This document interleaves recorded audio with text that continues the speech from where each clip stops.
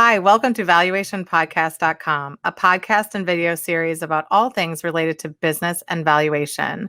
My name is Melissa Gragg, and I'm a divorce valuation expert and mediator in St. Louis, Missouri.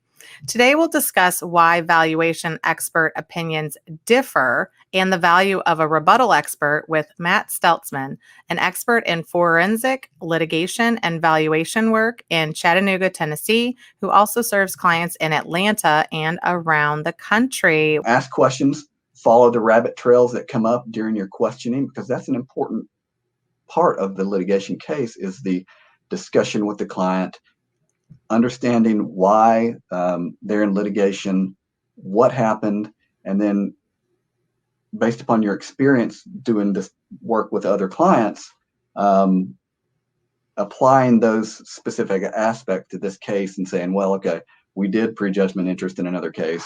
We're going to apply it here. You guys didn't think about it, but it is relevant.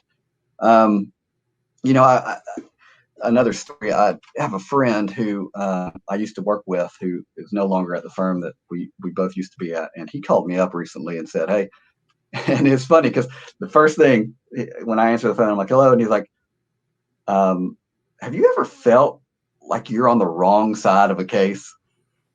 And, I was sitting there thinking, and I said, you know what? I honestly don't. I don't feel like I've ever been on the wrong side of a case. Now, I do feel like there has been aspects of the case that I would view as hurdles. But in his case, he was like, I feel like I'm not being told everything.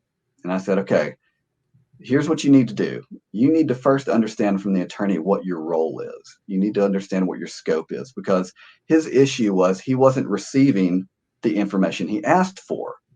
So he's like, I asked for all this information and I'm not getting it from my own attorney. And I said, well, here's the deal is the attorney, they have their own objective here. And the reason why they might not be providing you with information is because they don't want to provide it to the other side.